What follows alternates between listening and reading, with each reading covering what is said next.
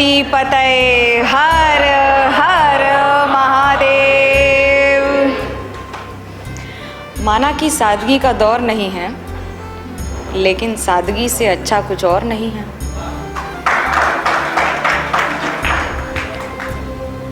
आप में से कितनों को लगता है कि इतिहास लिखने के लिए कलम की ज़रूरत है?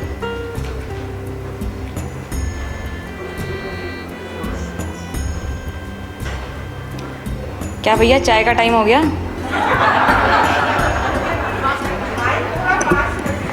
अभी आवाज़ आ रही है? भारत माता की जय। ये सुन गया? बताइए, आप में से कितनों को लगता है कि इतिहास लिखने के लिए कलम की ज़रूरत है?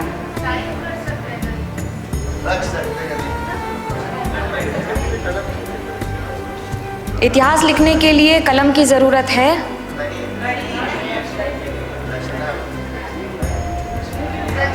पीडी बाबू ने इतिहास कलम से नहीं लिखा है। अहिल्याबाई होलकर ने इतिहास कलम से नहीं लिखा है।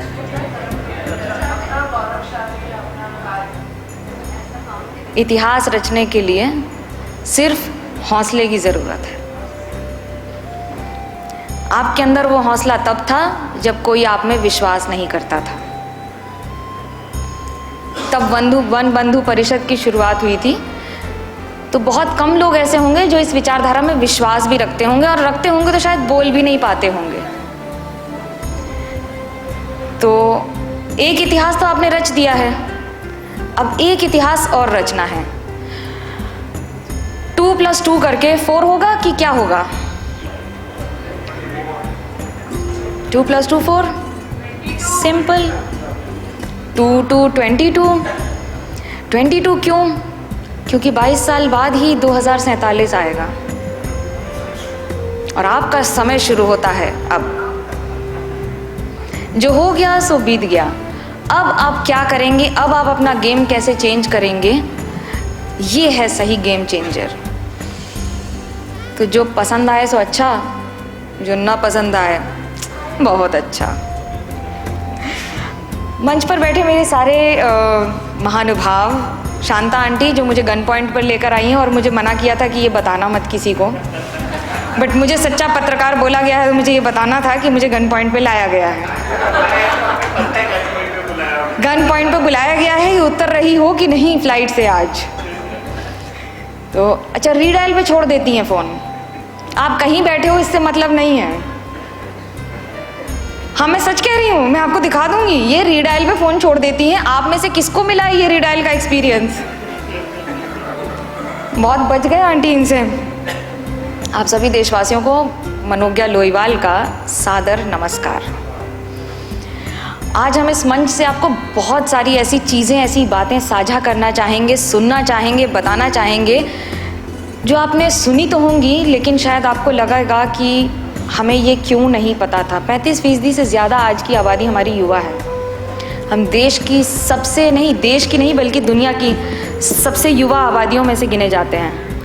चाइना हमसे इसलिए नहीं डरता है कि हम बहुत बड़ा मार्केट हैं। चाइना हमसे इसलिए डरता है कि हमारे पास हाथ हैं काम करने के लिए, युवा हैं सोचने के लिए, और एक सरकार है उस सोच को आगे बढ़ाकर बदल देने के लिए और उस पर कह देने के लिए कि जो करते बने कर लो, करेंगे तो यही। इससे बहुत अंतर आता है। मैं आपको एक बहुत छोटा सा एग्जांपल देती हूँ। I have been covering eastern India for a very long time, almost 2 decades। 2004 में जब हम वहाँ गए थे फ्लड कवर करने के लिए, तो तत्कालीन प्रधानमंत्री मनमोहन सिंह जी थे, जो कि असम से सांसद थे, और 4 जुलाई 2004 की बात है। So we went to cover floods and एक बहुत बड़ा एरियल सर्वे हुआ जिसमें 3-4 राउंड्स लगाए प्रधानमंत्री ने, और उसके बाद करीब करोड़ों रुपए का एक चेक काट के दे दिया, जो कि असम रिलीफ फंड के तौर पर कारगर होना था। असम में गुवाहाटी में जो एयरपोर्ट था उस पर शाम को 6 बजे ताला लग जाता था। फ्लाइट्स ही नहीं उड़ती थी, आर्मी के अंडर था, बहुत ज़्यादा काम करने की ज़रूरत नहीं थी। लोग बोलते थे आज के रमर काज हो गए, हमें बाड़ी जाची। कट टू 2024, बाढ़ आती है। ग्राउंड पर कई ताकतें काम करती हैं। बाढ़ के ग्रसित इलाकों में एक एक मंत्री जाता है। जो डोनर मिनिस्टर कांग्रेस ने बनाया था, वो डोनर मिनिस्टर ने नॉर्थ ईस्ट ही नहीं देखा था। लेकिन पिछले एक दशक में, पिछले 70 सालों में जितनी बार प्रधानमंत्री ने दौरा किया होगा, पिछले एक दशक में प्रधानमंत्री नरेंद्र मोदी ने उससे ज़्यादा दौरे कुल मिला के कर लिए। ये इम्पॉर्टेंट क्यों है? ये इम्पॉर्टेंट इसलिए है क्योंकि जब कोई भी बड़ा नेता कहीं जाता है तो कुछ हो ना हो, बेसिक काम तो हो ही जाते हैं। गाँव में रास्ते बन जाते हैं, एक शुरुआत हो जाती है। और अगर वहाँ पर बार बार विजिट होता रहे तो वहाँ की चीज़ें बिल्कुल बदल जाती हैं। तो भारत में क्या बदल रहा है? क्या सिर्फ बातें बढ़ रही हैं? क्या सिर्फ हल्ला बढ़ रहा है? Disturb us please. Sorry, gap हो जाता है। ये तो थोड़ा पर्सनल फोरम है ना, वैसे टीवी पे बोलना हो तो धारा प्रवाह बोल लेंगे, आप कितना ही चिल्ला लो मेरे बगल में, कोई फर्क नहीं पड़ेगा। तो 2047 में भारत किस दिशा में जाएगा? क्या ये केवल राजनीति, अर्थनीति, अर्थशास्त्र का सवाल है? नहीं, ऐसा नहीं है। हम इकोनॉमी की बात करते हैं, 5 ट्रिलियन, ये सब नंबर्स हैं। हमको क्या मिला, हमें ज़मीन पर क्या मिला, ये हर आदमी पूछता है कि 2047 में हमारे लिए क्या होगा। तो मुद्दा मेरा, मैं मानती हूँ कि ये सौभाग्य है कि आज मैं एक ऐसे लोगों के बीच में हूँ जिन्होंने आज के दौर में पायलट की भूमिका निभाई है, या यूं कहूं कि इस हवाई उड़ान में हमारे साथ इस रथ को आगे बढ़ाने में बहुत बड़ी भूमिका निभा रहे हैं। आप विकसित भारत के मायने क्या हैं वो समझते हैं, कि बुनियादी सुविधाओं की कमी ना हो। ये सब बातें सब सुनने में, लिखने में बहुत अच्छा लगता है। तो बदला क्या? उड़ीसा के गांव में 2019 के चुनाव के दौरान हम गए थे। कंधमाल के गांव में आप क्या एक्सपेक्ट करेंगे? लेडीज़ किस तरह से रहती होंगी, किस स्थिति में होंगी, एक इमेजिनेशन आ जाता है आपको। अगर मैं कहूँ कि एक आदिवासी पिछड़ा गांव है, तो सेल्फ हेल्प ग्रुप चल रहे थे वहाँ पर। सेल्फ हेल्प ग्रुप के दौरान जो लेडी बैठी थी, उनके साथ और 30 लेडीज़ काम कर रही थी, और उनके हाथ में बड़े सुंदर सोने के कड़े थे। Something that you cannot miss when you see a lady in a village. वो लेडी थी, उनके पीछे तो मुझे लगा वहाँ के शायद कोई बहुत ही संपन्न परिवार से होंगी, तो उनके पास होंगे। फिर वो जिस तरह से सबसे बात कर रही थी, उससे लग नहीं रहा था कि वो अलग सर्कल से आई हुई हैं। पूत के पैर पालने में दिख जाते हैं ना, आपको दिख जाएगा कि ये बॉस है, कि बॉस लेडी है, कि ये साथ में काम करके आगे बढ़ी हैं। मैंने उनसे पूछा कि मैडम ये कड़े बड़े सुंदर हैं। मैडम एकदम ठुनक के बोली, मेरी मेहनत की कमाई के हैं। That was even more intriguing. मैंने पूछा ये बड़ी अच्छी बात है, तो कहाँ से लिए? मैडम मैं 40,000 रुपये महीने के कमाती हूँ। पहले तो मेरा ना सारा ऐसा लगा, फ्यूज़ उड़ गया एंटीना, कि कंधमाल के गांव में ही 40,000 रुपये महीने कमाती है। मेट्रो वाले क्या कर रहे हैं, प्लीज़ गौर से सुन लो। विजिट कंधमाल। सेट आप क्या करती हैं? बोले हम सेल्फ हेल्प ग्रुप चलाते हैं, हम सारी महिलाएं मिल के काम करते हैं, और हमने मिल के काम करके यहाँ पर अब अगरबत्ती, भगवान के कपड़े और छोटे छोटे ऐसे इतने सारे काम कर लिए हैं कि हम हर परिवार में करीब 20,000 रुपये उस गांव की महिलाएं एक एक घर लेकर जा रही हैं। जो लोग सोचते हैं कि महिला शक्ति कितनी कम है, वो शायद ये नहीं जानते हैं कि कोविड में सबसे ज़्यादा पैसे चावल के डब्बों से ही निकले थे।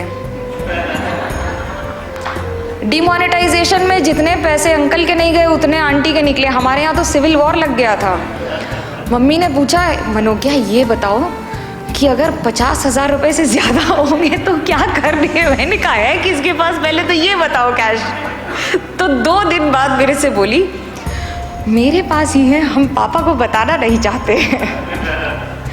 तो मोदी जी जिस इकोनॉमी की बात करते हैं ना, उसकी एक पैरेलल इकोनॉमी इंडिया में चल रही है, और वो आज से नहीं चल रही है, वो सदियों से चल रही है। जो जय बता रही थी, लक्ष्मी जी की इकोनॉमी, लक्ष्मी जी विष्णु जी के पैर इसलिए भी दबाती हैं कि तुम देते रहो, संभाल के तो हम रख ही लेंगे, हो सकता है वापस तुम्हें मिले या ना मिले। लेकिन विकास की जब आप बात करते हैं तो विकास के 2 आयाम हैं। पहला ये कि जो विकास आप खोज रहे हैं वो ज़मीन पर कितना है। विकास ये है कि आज आप अगर सफ़र करते हैं फ़्लाइट में, तो आपको डिजी यात्रा से टकाटक, राहुल गांधी वाला नहीं, टकाटक 3 गेट पे एंट्री हो जाती है। क्या जी? अब देखो, कॉपी ना करो तो दिक्कत, कॉपी करो तो दिक्कत, क्या करूं मैं बताइए आप। मज़े की बात यह है कि हम लोग जिन चीज़ों को छोटा समझ लेते हैं वो सबसे ज़्यादा इम्पॉर्टेंट होती हैं। दिनचर्या में अगर आप कुछ भी छोड़कर समाज सेवा में जुट जाएं तो अच्छी बात है, लेकिन घर को छोड़कर तो नहीं जा सकते ना। फ्लाइट पे भी कहता है कि ऑक्सीजन मास्क पहले खुद लगाइए, उसके बाद बाकी सबको लगाइए। आपने तो लगा दिया, फिर आपको ऑक्सीजन मास्क कौन लगाएगा? ये नहीं हो सकता। बट मैं आपसे 2-3 चीज़ें कहना चाहती हूँ। एक ये कि असम का एक बच्चा अगर परीक्षा देना चाहे, सपोज अरुणाचल की बात करते हैं, मैंने अरुणाचल से असम की दूरी, आप लोग में से कितने लोग अरुणाचल गए हैं, असम गए हैं, Bengal, Kolkata? I see a lot of people from Bengal, Kolkata. पहले अरुणाचल से असम अगर आपको जाना होता था तो 3 नदी पार करनी होती थी, और अगर आप अरुणाचल के यानी या तेजू से निकलेंगे तो आपका ट्रैवल डिस्टेंस वुड भी, मेरे भाई को अगर जो अरुणाचल में रहता है उसको अगर असम गुवाहाटी आना है एक एग्ज़ाम देने के लिए, उसका एग्ज़ाम अगर मंडे को है कोई कॉम्पिटिटिव एग्ज़ाम, तो उसको थर्सडे को निकलना पड़ता था पिछले हफ्ते के, और वो अकेले नहीं जा सकता था। आज से 15-20 साल पहले अकेले इसलिए नहीं जा सकता था क्योंकि माँ बाप को पूरा भरोसा था रास्ते में कोई ना कोई अगवा कर लेगा, इसलिए माँ बाप भी जाएंगे साथ में। फ्राइडे अगर निकलेगा, 2 नदी क्रॉस करेगा, एक परिवार आएगा, कहीं जाएगा, कितना खर्चा लगेगा? वो तो एक सरकारी नौकरी के लिए ही दौड़ रहा होगा ना। ये दौड़ अब एक ब्रिज में बदल गई है। एक पुल की कीमत तुम क्या जानो मोदी बाबू। अगर समझ गए हैं, शायद इसीलिए कर रहे हैं। मैं इसलिए बता रही हूँ क्योंकि जो स्विच दबाने से लाइट जलती है, नल खोलने से पानी आता है, ये आपके लिए स्वर्ग है, और ये किसी के लिए आज भी सपना है। आप जिस चीज़ को अब्यूज़ करते हैं, जिस चीज़ को छोटा समझते हैं, जिस चीज़ को ख़राब समझते हैं, आपको पता ही नहीं है कि वो आपके लिए कितना बड़ा आशीर्वाद है। कई गांव ऐसे हैं पिछड़े इलाकों में जहां पर एक बाल्टी पीने के पानी के लिए लोगों को 10 किलोमीटर चल के जाना पड़ता है। मेरी आपसे एक रिक्वेस्ट है, कई टेबल्स हैं, कई टेबल्स पर वाटर बॉटल्स रखी हैं, ज़रा गिन के बताइए। पहली टेबल पर तो मैंने गिनी थी 10 बोतल थी और आधी भरी। कितनी है टेबल पर? अच्छा, जो सो रहे हैं वो पानी पी भी लें, इतना भी बोरिंग नहीं है ड्यूड। 6-7 बोतल है हर टेबल पर है। कितनी भरी हैं? आधा आधा, एक एक घूंट। आप 2047 में कैसा भारत देखना चाहते हैं? पानी के लिए तरसता हुआ भारत, एक एक बूंद के लिए तरसता भारत। अगला वर्ल्ड वॉर तेल वेल पे नहीं होने वाला भाई साहब, पानी हवा पे होने वाला है। कितनी बोतलें वेस्ट की हैं, कितना पानी वेस्ट किया है। बोतल खोल रहे हैं तो पूरा पी लीजिए, और नहीं तो थोड़ी देर बाद पी लीजिए।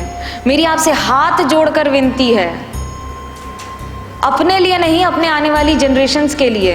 ये जो 45 डिग्री सेल्सियस में आप एसी चलाकर बैठ रहे हैं और हाय हाय गर्मी कर रहे हैं, ये कुछ तो हमारा ही गिफ्ट है, कुछ हमारे पूर्वज भी दे गए। आपने तो पेड़ नहीं लगाए। मेरी मम्मी कहती हैं कि जिनको पेड़ नहीं लगाए उनको लकड़ी पर जलने का अधिकार नहीं देना चाहिए। कितना बड़ा ये आंदोलन हो जाएगा।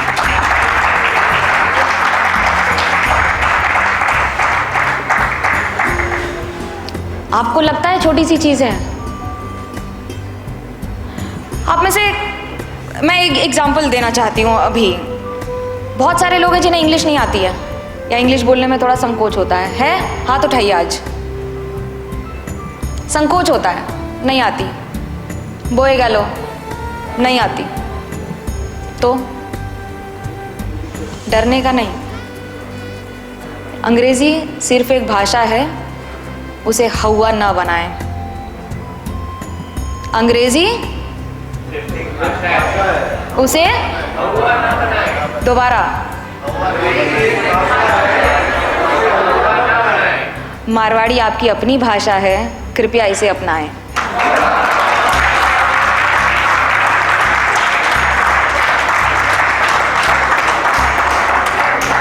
हमारी नानी माँ ने सिखा गई ही, जितनी मारवाड़ी माने आवे नानी के वास्ते आवे आए। तो मैं अगर गलत बोलूँ नानी के ऊपर ठीकरा फोड़ दिया, मैं ठीक बोलूँ तो भी नानी ने क्रेडिट दे दिया। रोज एक शब्द तो आप सीख सकते हैं ना, दोनों भाषा का सीखिए। मैं नहीं कहती कि इंग्लिश को कोई छोटा करने की जरूरत है, लेकिन हवा करने की बिल्कुल नहीं है। कभी आपने सोचा था कि आपके देश का प्रधानमंत्री यूएस जाएगा और किसी के कंधे पे हाथ रख के बात कर लेगा? किसका किसका अमेरिका का नशा उतर गया 10 साल में?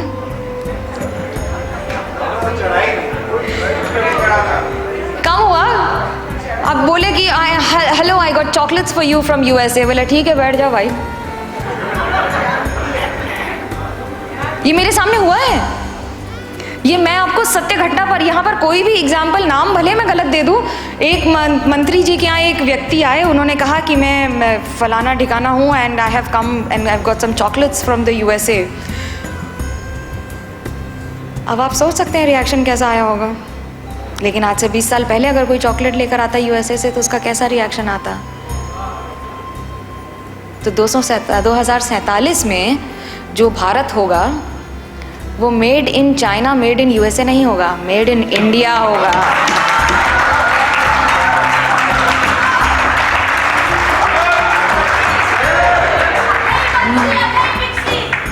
मज़ा तो तब आएगा जब आप अमेरिका में सेमीकंडक्टर चिप देखेंगे मेड इन इंडिया।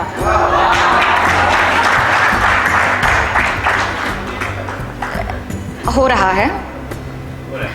भारत तो एनर्जी से भरा हुआ है ना, ऊर्जा एकदम सुबह शाम रोज़ नए कीर्तिमान हो रहे हैं। आपको मैं नए कीर्तिमान की कुछ भारत गाथा और जो हो रहा है वो बताते हैं कि हमको सिर्फ बोलने के लिए विकसित नहीं हो रहे हैं। मैं आपको कुछ आंकड़े देती हूँ। अब विकसित भारत क्या है? What is it? माला जपेंगे घर जाके, विकसित भारत विकसित भारत विकसित भारत विकसित भारत। क्या होगा भाई? What is it? What is going to change? क्या बदलेगा? कुछ बदलेगा? बदलेगा ये कि रेलवे में जहाँ सुनवाई नहीं होती थी वहाँ से अगर आप एक कंप्लेन कर दें तो टीटी 15 मिनट के अंदर आकर आपका काम करके जाएगा। होता है?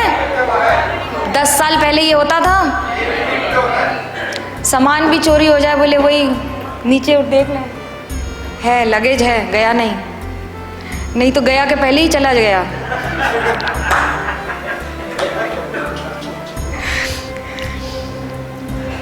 अच्छा, हमारी नीति क्या होगी विकसित भारत की? मैं समझना चाहती हूँ कि बहुत सारे लोग बोलते हैं कि हमें विकसित भारत करना है, कि मैं ये मानती हूँ कि एआई का मतलब आर्टिफिशियल इंटेलिजेंस नहीं है। एआई का मतलब एस्पिरेशनल इंडिया है। वो इंडिया नहीं जो आपने देखा था जहाँ आपने जन्म लिया था, वो इंडिया जहाँ नेता भी आपको हिसाब देगा कि उसने क्या किया है। You deliver or you go, perform or perish। AI की ताकत जो हमें ड्राइव कर रही है, दैट इज एस्पिरेशनल इंडिया, ये एक नया फोर्स, नई ऊर्जा के तौर पर देखती हूँ मैं। अच्छा, ग्रोथ को आप ड्राइव कैसे करते हैं? एक दशक में भारत 10वें नंबर से 5वें नंबर की इकोनॉमी बन गया है। अब हर भारतीय चाहता है कि हम जल्द से 3rd लार्जेस्ट इकोनॉमी बन जाएं। तो एक से एक डिवाइस मेड इन इंडिया है। शायद यही वजह है ना कि एलोन मस्क इंडिया आते हैं तो उनको बताया जाता है कि भाई साहब दरवाजे तो तब खुलेंगे जब फैक्ट्री यहाँ लगेगी। सही है? ऐसा तो है नहीं कि हम कुछ भी ले आए, हमको बेच के चले गए और फिर हम बाद में बोले कि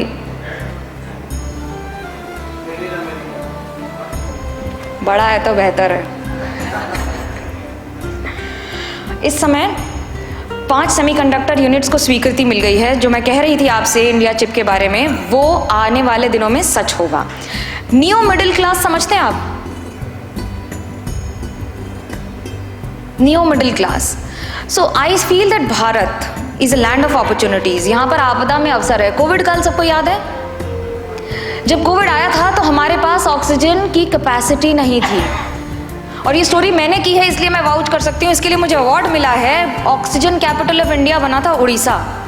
how they changed the game, where oxygen नहीं मिल रहा था लोगों को, and companies like Jindal and others who had industrial oxygen, they set up factories overnight in a way कि ये ऑक्सीजन हमने घर घर पहुंचाया है।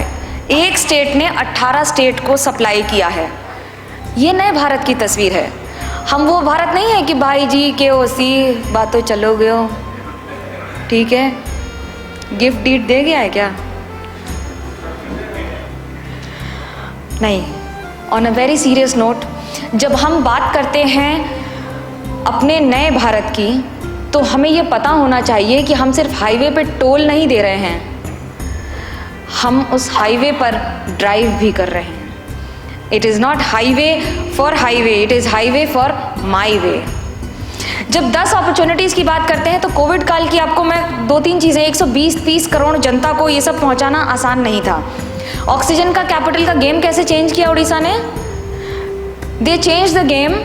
जो भरे ऑक्सीजन टैंकर्स थे वो ट्रेन से जाते थे, उसमें लगता था 7 दिन जाने और आने में। तो भरे हुए टैंकर्स को तो ट्रेन से भेजा गया और खाली टैंकर्स को एयरफोर्स की बड़ी बड़ी फ्लाइट से वापस लाया गया, जिससे 3 दिन का टाइम एक साइड जाने का और आने का मिला के 4 दिन हो गया। So you had the supply of oxygen everywhere. This is new Bharat.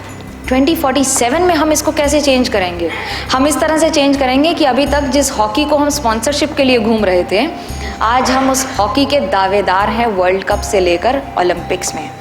Hockey के बेस्ट कॉम्पिटिशन्स में we are there. Defence sector के बारे में आपको पता है? डिफेंस सेक्टर में जब बजट की बात होती है तो आपने कभी सोचा है कि ये बजट जाता कहाँ है? हर बार डिफेंस का सेक्टर का बजट बढ़ जाता है। किसको जाता है? Import, procurement. क्या खरीदते हो हर साल भैया जो इतना महंगा हो जाता है? कोई बता सकता है इसको? That's a challenge.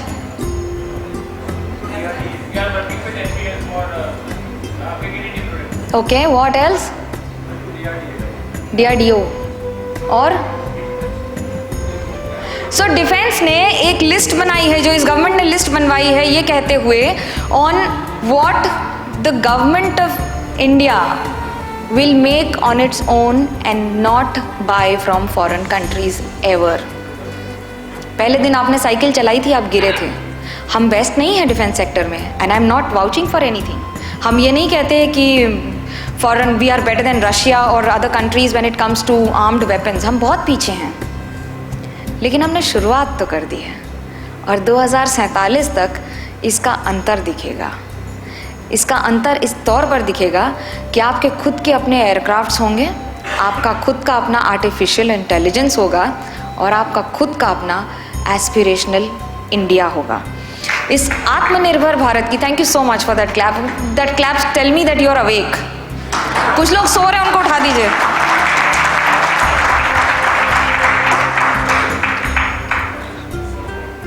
अच्छा, आज अब देखिए कि नई नई कंपनियों में कितनी ताकत है। यू सीन ब्लिंकिट, ये सारे रूल्स तोड़ दिए हमने, और हम यहाँ नहीं तोड़ रहे हैं, हम पूरे विदेश में तोड़ रहे हैं। ये रूल्स तोड़ना आसान नहीं है। हम ये मानते हैं कि अगला 25 साल ना हमारा गोल्डन पीरियड होगा, जब युवा शक्ति आपको 10 साल में हमने जितने स्टार्टअप्स दिए हैं उसने हमें all over world 3rd stage पर लाकर खड़ा कर दिया है। We are the 3rd in the world in terms of startup in just a matter of 10 years। 10 साल में हमने भारत को मैन्युफैक्चरिंग का हब बना दिया है ऑलरेडी। सिर्फ 10 साल में हमने डिजिटल इंडिया का परचम किया है, जो टकाटक डिजी यात्रा वाला। वो तो तब मज़ा आता है जब कोई विदेशी फ्रेंड आकर कहता है okay that's it, yes that's it, it's true. बाहर जाइए, आपको टिकट दिखानी पड़ेगी, यहाँ आइए आपका तो चेहरा ही काफ़ी है। स्पोर्ट्स में और बाकी सब में ये सब चीज़ें मैंने लिखी थी आपसे शेयर करने के लिए, लेकिन मैं एक आंकड़े ज़रूर देना चाहूँगी। क्या आपको पता है आज देश में कितने IIT हैं? हर राज्य में एक 23 है। हाँ, भारत में हर हफ्ते एक नई यूनिवर्सिटी बन रही है। एक हमारी हावड़ा से भी है, MCKV। तालियां तो बजाइए, मेंटर हैं। मेटल टिंकरिंग लैब हर 10 दिन में नया बन रहा है, हर 2 दिन में नए कॉलेज बन रहे हैं, 23 IITI हैं, IITs हैं। करीब 1 दशक में हम ट्रिपल IITI की संख्या 9 से 25 हो चुकी है। IIM 13 हुआ करते थे, अब 21 हो गए हैं, और एम्स 3 गुना हो गए हैं। कितने लोग दौड़े हैं अस्पतालों में, उनको ये दर्द ज़्यादा समझ में आएगा। मेडिकल कॉलेज लगभग दुगने हो चुके हैं। ये तो मैं आज की बात कर रही हूँ, 22 साल में तो आप भूल ही जाइए क्या बदलेगा। हाँ, लेकिन ये ज़रूर कहूँगी, और ये आउट ऑफ द वे जाकर कहूँगी, कि हर इलेक्शन में अपने वोट की ताकत को ज़रूर याद रखना।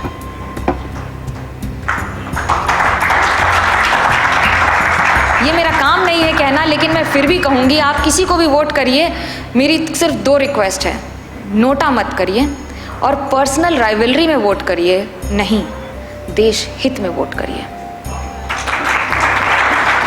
आपके वोट का कमाल है जो आपके बच्चों के भविष्य को बहुत सारी चीज़ों से सुधारा जा रहा है। ये अंतर है, ये आपकी वजह से। आज हम प्रायोरिटी पर MSME की बात करते हैं। MSME में क्रेडिट लिंक, हम लोग सब छोटे व्यापारी हैं, बड़े व्यापारी हैं, जैसे भी हैं, लेकिन अगर आपके बच्चों को आपकी तकलीफ़ें नहीं झेलनी पड़े तो यही तो बदलता भारत है, यही तो विकसित भारत है। शाम को घर लौटते समय ये पता होना कि लैंडलाइन से फ़ोन आएगा और ट्रंक कॉल के लिए वहाँ 3 मिनट बैठे रहना, और आज यहाँ से जर्मनी एक वीडियो कॉल लगाकर व्हाट्सएप पे बात कर लेना, यही तो अंतर है।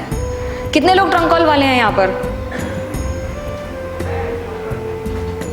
मुझे डर क्यों लग रहा है पता है? पीछे मेरे मामा आके बैठे हैं, सरप्राइज गेस्ट मुझे सुनने के लिए।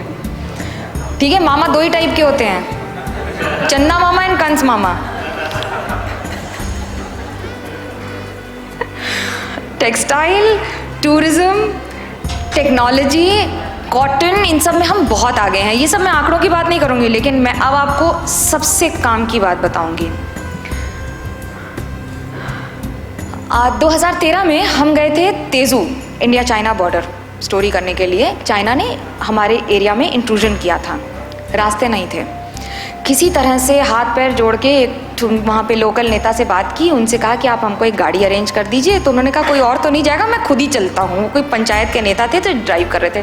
Darling, this is last time telling, please go and talk there, it disturbs me, आप इधर आ जाइए। उन्होंने कहा कि ठीक है, कोई और नहीं, हम ही चलते हैं लेकर। हम लोग चल दिए। वो दोनों आपस में बात करते रहे रास्ते भर। हम आगे बैठे थे, पीछे मेरा कैमरा पर्सन बैठा था। इसमें हास्य है, दर्द है, कृपया अपने स्तर पर इसको समझने की कोशिश करें। हास्य ये है कि हम तो आगे वाली सीट पर बैठे थे, लेकिन हमको आधे घंटे के लिए पीछे वाली सीट पर बैठना पड़ा, क्योंकि शॉट्स लेने थे आगे के कैमरा के। बोला 30 मिनट्स लगेगा, यहाँ से शॉट्स अच्छे मिल जाएंगे पहाड़ों के, और ये दिखाने के लिए हम कि कितनी मेहनत करके जा रहे हैं। कपड़ा अपना लपेटे हुए हम एकदम मुंह ढके हुए बैठे हुए थे, क्योंकि सरकार के आंकड़ों में वहाँ रास्ते तो थे, लेकिन रास्ते थे नहीं। तो हम लिटरली वाटरफॉल के बीच से गाड़ी जाती थी तो धुल जाती थी, और कहीं राइट लेफ्ट होता था तो हम उतर जाते थे कि सिर्फ ड्राइवर मरेगा, हम तो कम से कम हनुमान जी बचा लेंगे यहाँ पे आके। बच गए तो पैदल चले जाएंगे वापस। इतनी हिम्मत थी हमको कि हम ये जो 50-60 किलोमीटर आए हैं, यहाँ से पैदल वापस जाएंगे। All said and done, when we reached there, न एक होटल न कुछ। उन इलाकों में जिसके घर पहुँचे थे, उन्हीं के घर में शरण लेकर सो गए। लेकिन जिस रास्ते से गुजरे थे वो रास्ते अद्भुत थे। वो रास्ते इतने अच्छे थे कि मैं 15 मिनट जो पीछे बैठी, मुझे ऐसा लगा कि अब मैं इस सीट पर बैठ नहीं पाऊंगी, मुझे तकिए की ज़रूरत पड़ेगी। इतने खराब रास्ते कि 15 मिनट में आपके पिछवाड़े में आग लग जाए। और आप सोचिए, वहाँ वो लोग रोज़ सफ़र करते होंगे जिनके लिए कभी किसी ने सोचा भी नहीं, क्योंकि वहाँ से सिर्फ एक सांसद आते हैं, कुछ विधायक आते हैं, और नागालैंड और मणिपुर के लोगों को तो दिल्ली में लोग ये भी पूछ लेते थे, आर यू फ्रॉम इंडिया? तो क्या गलत है अगर वहाँ के लोग आपसे पूछ लेते थे, आर यू फ्रॉम इंडिया? अब नहीं पूछते, अब नहीं पूछते। कुछ साल पहले मैं ट्रेन से सफ़र कर रही थी नागालैंड में, दीमापुर में। रात को 2 बजे हम लोग वेट कर रहे थे ट्रेन का। ज़्यादातर अगर हिंदी भाषी अगर आप हैं, या फिर अगर आप अलग दिखते हैं उस इलाके से, तो उस इलाके में रात को वहाँ पर स्टेशन पर बैठना खतरे से खाली नहीं है। हम और कैमरा पर्सन बैठे थे। हमें इसलिए याद है ये इंसिडेंट क्योंकि उसने फ़ोटो खींची थी हम लोग दोनों की, तापसदा ने, और उस फोटो को उसने पोस्ट किया था जो मैंने शेयर किया। जिसके बाद एक बहुत बड़े उद्योगपति जिनका नॉर्थ ईस्ट में बहुत बड़ा काम है, उन्होंने मुझे फ़ोन किया और बोला बाकी सब तो ठीक है, ये रिस्क लेने की क्या ज़रूरत थी, कल भी आ सकती थी। आप अपने ही देश में अगर अपने ही बच्चे को असुरक्षित देखेंगे तो कैसा महसूस करेंगे। जो उल्फा आपके लिए मिलिटेंट्स हैं, इंसर्जेंट्स हैं, वो असम के कई लोगों के लिए हीरोज़ हैं कि उन्होंने सरकार के खिलाफ लड़ाई की है, सरकार के अत्याचार के खिलाफ लड़ाई की है। और कल्पना कीजिए, असम ने ही 10 साल प्रधानमंत्री मनमोहन सिंह को राज्यसभा भेजा है। मैं यहाँ सिर्फ ये बताना चाहती हूँ कि आंकड़ों में जिन इलाकों में कभी रेलवे स्टेशन नहीं हुआ करता था, आज से 10 साल पहले अगर किसी को त्रिपुरा, नागालैंड, मणिपुर जाना होता था, वाया कैलकाटा फ्लाइट जाती थी, आज डायरेक्ट फ्लाइट है। त्रिपुरा के लोग मिलते हैं तो कहते हैं आमार बाड़ीते जानो ट्रेन एसछे। कल्पना कीजिए भारत के उस हिस्से की जो कहता है कि 70 বছর পরে बोले जे ए आमार बाड़ीते एखन ट्रेन एसछे। आप किस भारत की शुरुआत और कहाँ और आगे किस सपने को देख रहे हैं। आप 5G की कंप्लेन करते हैं, लोगों के पास नेटवर्क नहीं रहता था। मैं सिर्फ 2 चीज़ें कहना चाहूँगी। हम लोग ने अपने बच्चों को बहुत सारी चीज़ें सिखाई हैं। मेरी एक पर्सनल रिक्वेस्ट है, इसको रखिएगा ज़रूर। किसी से मिलिए तो आप, मैं आज भी मिलती हूँ तो मैं झुक के प्रणाम करती हूँ, मैं कहीं भी हूँ। सिर्फ एक शर्त होती है, अगर मेरे हाथ में माइक होगा, वो मेरा कर्म है, तो मेरा सर नहीं झुकेगा प्रणाम करने के लिए, क्योंकि वो मेरा कर्म है। लेकिन उसके अलावा अगर मैं शांता आंटी से भी मिलूंगी तो मैं उनको झुक के प्रणाम करूंगी। आप में से कितने ऐसे बच्चे हैं जो हेलो आंटी, नमस्ते आंटी करते हैं? क्यों करते हैं? प्रणाम भी तो कर सकते हैं। बड़े बड़े नीम के पेड़ इसलिए नहीं टूटे क्योंकि उनकी जड़ मजबूत थी। आप अपनी जड़ को कैसे काट सकते हैं? आप अपनी वो बातें कैसे भूल सकते हैं जो आप सिखाए गए, जिनको आपको सिखाया गया है, जिनकी वजह से आप, आपकी जनरेशन्स यहाँ पहुँची हैं। बोले जहाँ ना पहुँचे बैलगाड़ी, वहाँ पहुँचे Marwari. But Marwaris have never been in fight with any local tribe ever. Why? Because हम तो सांगरी का भी साग बनाकर खाते हैं। अपने लिए तो तालियां बजा दो। और ये बात सिर्फ कम्युनिटी की नहीं कर रही हूँ मैं ओवरऑल कर रही हूँ कि हम कितने अडेप्टिव हैं एज ह्यूमन बीइंग्स। हम सुराही का पानी पीने वाले आज प्लास्टिक की बोतल में आधा आधा पानी पी के फेंक देते हैं। अगर आपके दिल में दर्द नहीं होता है पानी फेंकने पर, तो लानत है ऐसी ज़िंदगी पर जो 70% बॉडी बनी है जिस चीज़ की, आप उसे फेंक देते हैं, उसका तिरस्कार कर देते हैं। गंदा पानी मत पीजिए, मैं नहीं कहती गंदा पानी पीजिए, लेकिन जो हाथ में है उस पानी को वेस्ट मत कीजिए। आप में से कितने लोग होंगे ना जो कहीं जाते हैं तो टकाटक टकाटक टकाटक, हाँ भाई साहब, टकाटक टिश्यू निकालते हैं, टिश्यू निकालते हैं। अरे आंटी मैं बता रही हूँ आपको, मैं तो रुमाल लेके चलती हूँ, प्रैक्टिस बिफोर प्रीचिंग। लोग सदमे में चले जाते हैं देखकर कि आपको टिश्यू नहीं चाहिए। 10 रुपए का रुमाल आता है, एक बार धो लेंगी, कम पानी में चल जाएगा। टिश्यू बनाने के लिए लकड़ी काटेंगे, फिर उसको बर्बाद करने के लिए पानी यूज़ करेंगे, और फिर उसको कहीं भी फेंक देंगे जिसको रिसाइकिल करने के बिना काम नहीं आएगा। 2047 में ऐसा भारत तो नहीं चाहते हैं आप? चाहते हैं? कौन चाहता है? कूड़े का अंबार? Do you want it? What are the 3 things that you will do from today?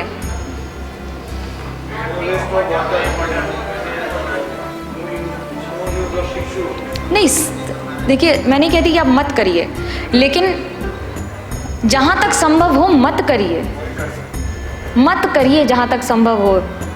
बचपन में तो माँ के आंचल में पहुँच लेते थे, अब जीन्स और टॉप में आंचल नहीं मिलता है तो रुमाल रख लीजिए ना।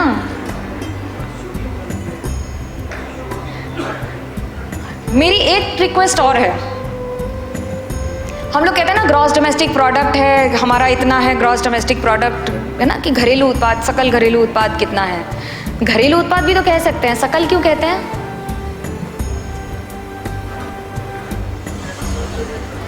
क्यों कहते हैं? मतलब पूरा ना, हाँ तो हाँ, क्योंकि अकेला चना तो भाड़ नहीं फोड़ सकता ना भाई,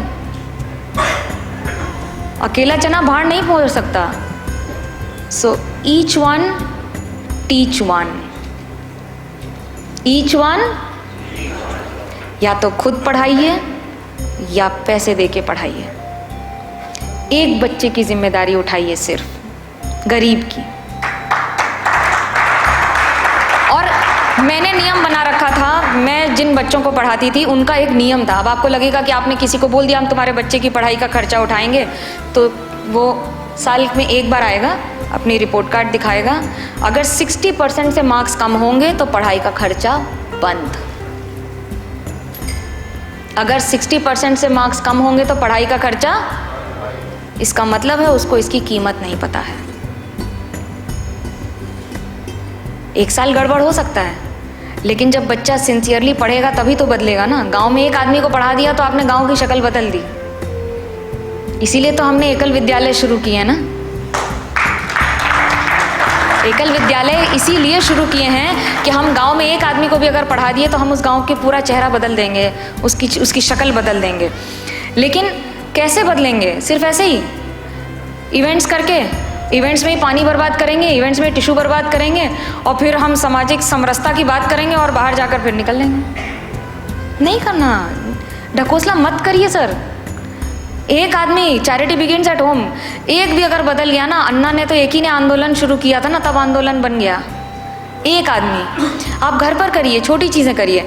और आप जिस भी कम्युनिटी को बिलोंग करते हैं, महीने में एक बार अपने घर पर उस कम्युनिटी की ट्रेडिशनल ड्रेस पहनकर या तो खाना खाइए या कीर्तन करिए।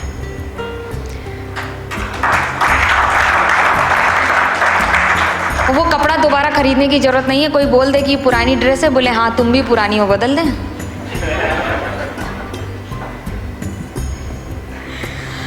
मैंने एक बनाया है टारगेट भारत, उसका मुझे PDF बनाना था, बन नहीं पाया। टारगेट यानी कि TARGET, बड़े ध्यान से सुनिएगा इसको, और अगर उसका आपने 1% भी एब्जॉर्ब किया तो मेरे लिए आज का दिन सफल हो गया। टारगेट चाहिए, T फॉर टारगेट। टारगेट, क्योंकि लक्ष्य विहीन तो आप चल ही नहीं सकते ना। कहीं भी जाएंगे, गाड़ी में जाएंगे, कहीं भी जाएंगे तो आपको पता होता है कि आप जा कहाँ रहे हैं। इसलिए एक लक्ष्य निर्धारित कर लीजिए, ईच वन टीच वन, क्योंकि जब तक आपकी नज़र में लक्ष्य होगा उसके बाद ही आपकी मंशा और उस काम के प्रति समर्पण अद्भुत होगा। FTS इसीलिए है ना, क्योंकि आपको दिख रहा है। नहीं तो मजा ले आपको कोई एक जैसी टी-शर्ट पहनाकर बैठा दे और आप खुशी खुशी बैठे भी रहें, है ना। ये आपने किया है, you have made it possible. A for aptitude. Aptitude क्यों? रिक्शा चलाना आता है? चलिए आज हाईवे पे चलाते हैं रिक्शा। रिक्शे वाले के लिए भी स्किल की ज़रूरत है। कोई एक काम उठा लीजिए जो आपको पसंद हो और उसमें स्किल में महारत हासिल कर लीजिए। मेरी favourite story for ever is, रात को एक बार भीम खाना खा रहा था। अंधेरे में छुप के अर्जुन और भीम जब खाना खा रहे थे तो भीम बार बार खाना खाए, अर्जुन के मुंह में लग जाए। उसने पूछा, भाई तुम ये एकदम गुप्त अंधेरे में ऐसे चुपचाप खाना कैसे खा लेते हो और तुम्हारा नाक पे नहीं लगता, कुछ नहीं लगता? बोला, अभ्यास।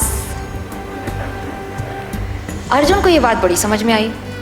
अर्जुन ने खाना पीना छोड़ा, धनुष तीर निकाला, रात को प्रैक्टिस करना शुरू किया। अभ्यास। रात को जो उसने प्रैक्टिस की, 1 दिन 2 दिन महीनों महीनों इस तरह का अभ्यास कर लिया कि अब वो नींद में भी अगर तीर चलाएगा तो सामने वाले को मूर्छित करके जाएगा। अब अगर ऐसा धनुर्धर दिन के उजाले में तीर चलाएगा तो क्या ही होगा। तो क्या करना है? अभ्यास, एप्टीट्यूड, स्किल। कोई भी एक स्किल उठा लीजिए। खाना बनाती हैं, मैं कहती हूँ खाना बनाकर अपने गेट कीपर, सिक्योरिटी गेट को संडे के दिन 1 दिन खाना खिलाना शुरू कर दीजिए कि 1 दिन सिक्योरिटी गार्ड का खाना आपके घर से जाएगा, कुछ कम नहीं होगा, ये लक्ष्मी जी बढ़ेंगी। धन पात्र में ही जा रहा है। धान्य लक्ष्मी, अच्छा वैभव लक्ष्मी नहीं, ये देवगण है।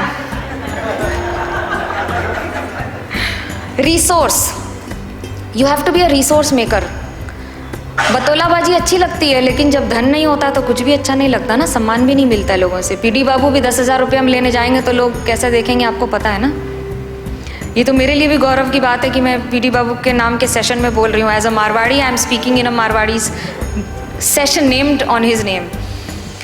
रोजगार संसाधन ये बहुत ज़रूरी होगा। आप, मेरा फेवरेट है, you can take a donkey to the pond, you can not make him drink. आप गधे को तालाब पे ले जा सकते हैं, उसको पानी नहीं पिला सकते, वो वहाँ जाके भी ढैंचू ढैंचू करेगा। अभ्यास, जो आता है वो करिए, और नहीं आता है तो दोबारा कोशिश करिए। जब एकदम लगे कि लंपट दुकान बंद हो जाएगी तब छोड़ दीजिए। G for goodwill gesture. Goodwill gesture क्यों कहते हैं? जब आप अपने समाज की सीखी हुई चीज़ों को छोड़ने लग जाएंगे ना, तो आप वही नीम का पेड़ हो जाएंगे जिसकी जड़ कमज़ोर पड़ गई है, और उसे काटना किसी के लिए भी आसान होगा। थोड़ा सा कड़वा लगेगा, लेकिन कहना भी ज़रूरी है, हिंदू ही कटता है क्योंकि हिंदू ही बंटता है। हिंदू ही कटता है क्योंकि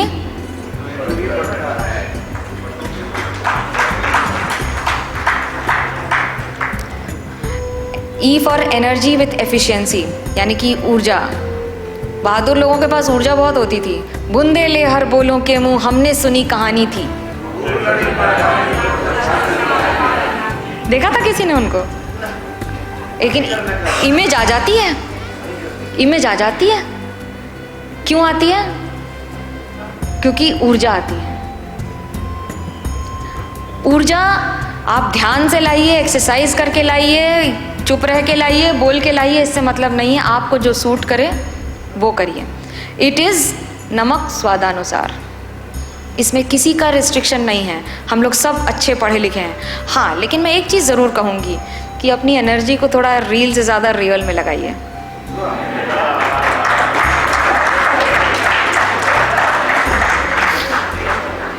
T for totality. Why is totality important? आप अकेले चलेंगे तो ठीक है, लेकिन कोई आसपास भी तो होना चाहिए ना भाई, दुख और सुख बांटने के लिए। तो किसी भी संदर्भ में हो, टोटैलिटी में चलिए। अगर आप अकेले चलेंगे तो याद रखिएगा, पड़ोसी का घर जलते देखकर ताली बजाने वालों, अगला घर तुम्हारा ही है। मैं जो कह रही हूँ उसको सही संदर्भ में समझ भी लीजिएगा। Target Bharat. Why Bharat? BHARAT। B for be the change, bold and beautiful. हमने अपनी बेटियों को आगे बढ़ना सिखाया है। हमने अपनी बेटियों को क्या करना है क्या नहीं करना है सिखाया है। हम खुद भूल गए हैं कि हमारे माँ बाप ने क्या किया था और क्या नहीं किया था। It is, I am very fine with you wearing modern clothes, I am very fine. आप कुछ भी पहनो, इससे कोई दिक्कत नहीं है। लेकिन अगर आप पर वो अच्छा नहीं लग रहा है तो वो चाहे 10,000 का गाउन क्यों ना हो,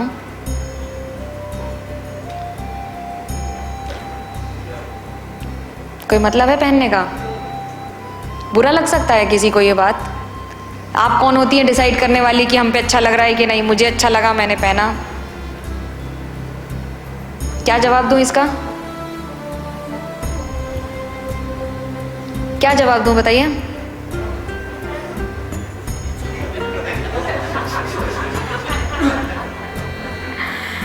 ये अच्छी बात है कि हमारी नई पीढ़ी किसी से डरती नहीं है, लेकिन ये भी सही है कि वो हर काम सही करती नहीं है।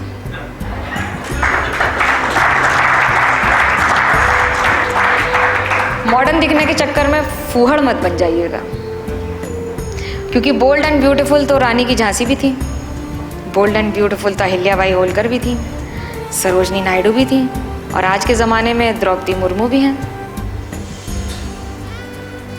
है ना? मेरी एक रिक्वेस्ट है आप सबसे, रुक के करती हूँ। सुंदर और स्मार्ट दिखने के चक्कर में ना अपने संस्कारों को मत भूल जाइएगा। मैं बहुत तकलीफ होती है मुझे जब बच्चे प्रणाम नहीं करते हैं, और आपसे कहिए कि नमस्ते आप कैसे हो तो मुंह बना के चले जाते हैं। आप क्या आगे की जनरेशन्स को दे रहे हैं, आप खुद सोचिए। और फिर आप कहते हैं कि आपका बच्चा सुनता नहीं है। भाई घर में जब बच्चे ने 4 थप्पड़ लगाए तो आपने कहा very good. South city mall में जाके बच्चे ने 4 थप्पड़ लगाए तो आपने उसको थप्पड़ जड़ दिया। गलती किसकी थी? बच्चे की। कोविड के बाद बच्चों को खेलने के मौके नहीं मिले हैं। कोविड के बाद बच्चों के मेंटल स्ट्रेंथ पर बहुत असर आया है। जिस फ़ोन पर आप काम करते हैं, नॉन स्टॉप काम करते हैं, you have no idea on how it is damaging you and your life because it is making you addicted. There are diseases coming in. आने वाले दिनों में हर 5 आदमी में 4 लोग डिप्रेशन के मरीज होंगे। और प्रॉब्लम यह है कि चाचा ताऊ को पता भी नहीं है कि वो डिप्रेशन के मरीज हैं। You don't even know why you are shouting because you are not talking. You are not talking. Chat जब आप करते हैं, मैं बहुत सीरियस बात बता रही हूँ and I want to convey it to this forum, क्योंकि ये मेरे लिए पर्सनल फोरम है, प्रोफेशनल नहीं। जब आप बात करते हैं तो आपके सारे सेंसेस बात करते हैं, लेकिन जब आप चैट करते हैं तो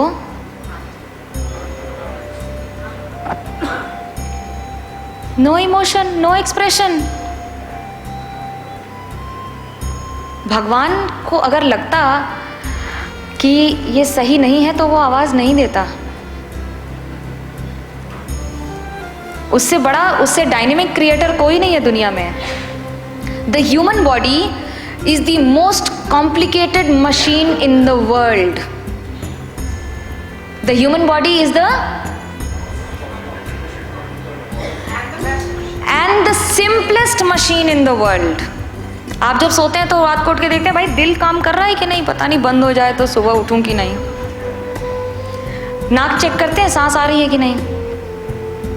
You don't. It is that simple and effortless. You don't. It is that simple and effortless. लेकिन सिखाओ तो सही। 10 साल के बच्चे तक के बिगड़ने की जिम्मेदारी परिवार की है। परिवार की है और आपको लेनी पड़ेगी, आप मानिए या ना मानिए। परिवार की है, आप मानिए या ना मानिए। आपके माँ बाप ने आपको बनाया है ना लोहा जैसा, आज तप के खड़े हैं ना यहाँ पर, तो आप क्यों सोचते हैं कि आप स्टील बनाएंगे और फिर लोहे जैसा बिहेव करेगा। H for humble and honour. आत्मसम्मान और घमंड में अंतर है। आत्मसम्मान और अंतर है। अंतर क्या है ये बताते हैं। 16 जोजन मुक्त ही ठयऊ, तुरत पवन सुत 32 भयऊ। जैसे जैसे सुरसा बदन बढ़ावा, तास दून कपि रूप दिखावा। 7 जोजन तही आनन कीना, अति लघु रूप पवन सुत लीना। सुंदरकांड की ये लाइन्स हैं, बहुत लोग जानते होंगे। इसकी विशेषता ये है कि हनुमान जी को जहाँ ज़रूरत पड़ती है वो मिनिएचर में आ जाते हैं, जहाँ ज़रूरत पड़ती है 32 फुट खड़े हो जाते हैं और फिर कहते हैं कि हेलो मैडम ये मेरा विजिटिंग कार्ड है। तो उस ज़माने में भी विजिटिंग कार्ड देने का तरीका अलग हुआ करता था। पहले बोलते थे नमस्ते ऐसे है, जब नहीं हुआ तो फिर बताया गया कि हम क्या हैं। बताइए, विजिटिंग कार्ड पहुंचाइए, जहाँ ज़रूरत है वहाँ पर वीर लक्ष्मी और धैर्य लक्ष्मी दोनों को अपनाइए। और एयरपोर्ट पे एयरपोर्ट जैसा बिहेव करते हैं ना आप, एयरपोर्ट पे तो नहीं थूकते, रेलवे स्टेशन पे थूक के निकल जाते हैं। क्यों भाई?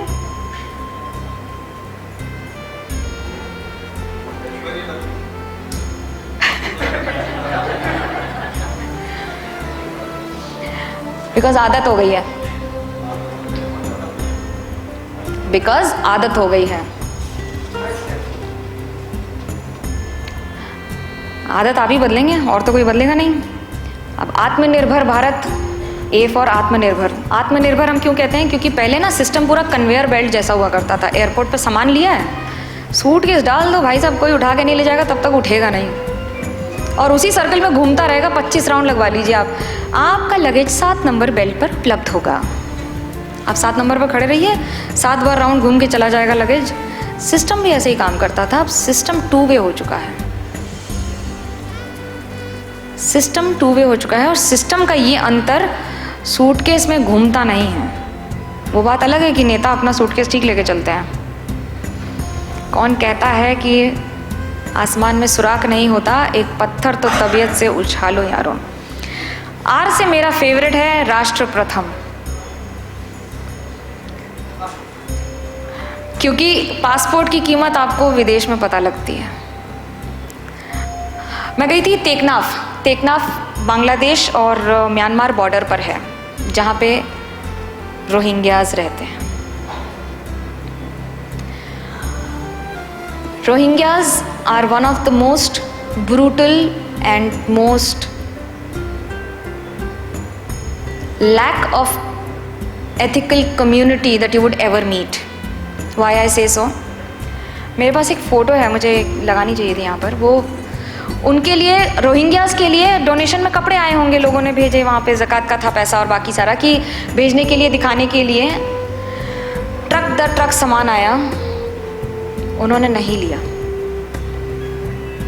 कुछ नहीं था उनके पास, लेकिन फिर भी उन्होंने नहीं लिया, क्योंकि उस कम्युनिटी को नए कपड़े चाहिए थे। ये आदत है, ये प्रॉब्लम है कि हम खुद तो कुछ करेंगे नहीं, लेकिन हमें अधिकार में ये चाहिए।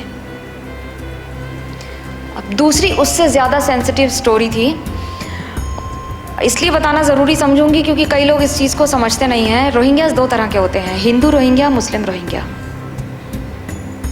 800 हिंदू रोहिंग्या वहाँ पे कैंप में रहते थे और ये ऑन एयर गया है, इट इज़ ऑथेंटिकेटेड। 800 रोहिंग्या जो रहते थे, उनमें से हमने कुछ लेडीज़ से बात की। उन लेडीज़ को मुस्लिम रोहिंग्याज ने मारा, उनके सामने उनके हस्बैंड्स को मारा, उनके बच्चों को मारा, और अगर बेटियां थी तो उन्हें रख लिया। They were continuously raped, they were killed. The ladies were kept till the time उन्होंने शाखा पोला तोड़कर कुरान नहीं पढ़ी, अगर जिंदा रहना है तो।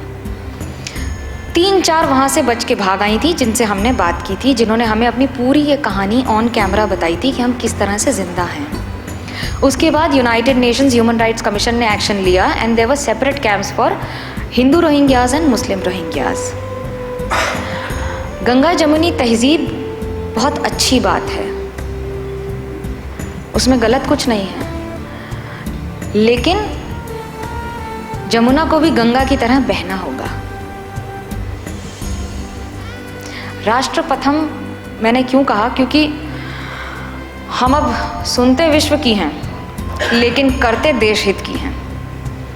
ये अंतर है, और ये 2047 के भारत की नींव है। रूस और यूक्रेन में भारत ने बहुत बड़ी भूमिका निभाई, हमने किसी का साइड नहीं लिया, लेकिन हमने अपने बच्चे तो वहाँ से सेफली निकाल लिए। तो हम सुनते विश्व की हैं, लेकिन करते देश हित की हैं। अब आप जब रिश्तों को निभाते हैं, तो रिश्तों को निभाने के लिए वसुधैव कुटुंबकम, आई से A for attitude, that is वसुधैव कुटुंबकम। हमारा ये एटीट्यूड है, हमारे नॉर्मल है कि अगर कोई गिर जाएगा तो हम उसकी मदद करेंगे, लेकिन अब कुछ चीज़ें बदल गई। अब कोई गिर जाएगा तो हम पहले वीडियो बनाते हैं, बाद में मदद करते हैं। तो कम से कम आप वो मदद करने वाला बन जाना कि आपका भी वीडियो बन जाए। वीडियो बनाने के पहले मदद करने वाला बन जाना, क्योंकि आप ही की नस्ल ऐसी होगी जो सबसे ज़्यादा मुश्किल होगी आने वाले दिनों में।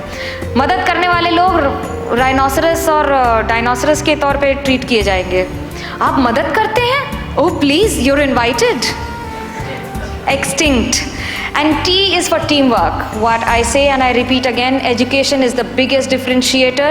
If you don't know how to eat with cutlery, knife and a fork or a spoon, डरना मत, फल काट के घर पे सीख लेना, लेकिन ताज में जाके हाथ से ही खाना। लेकिन ताज में जाके, क्योंकि जब आपको आएगा ना तो डर नहीं लगेगा। आपको डर तब लगता है जब आपको आता नहीं है। इसको स्किल में गिन लीजिए। हाँ, एक चीज़ और, ज़िंदगी की अभी असली उड़ान बाकी है, इस सफलता के कई मुकाम बाकी हैं। आप यूं ही चलते रहें और ऊंचाइयों की ओर बढ़ते रहें, क्योंकि अभी तो सारा आसमान बाकी है। डेवलपिंग से डेवलप्ड कंट्री तक का सफ़र आसान नहीं होगा, आसान नहीं होगा। ये डेवलपिंग से डेवलप्ड कंट्री तक का सफ़र आसान नहीं होगा। विकासशील देश से विकसित भारत बनने तक का सफ़र आसान नहीं होगा। लेकिन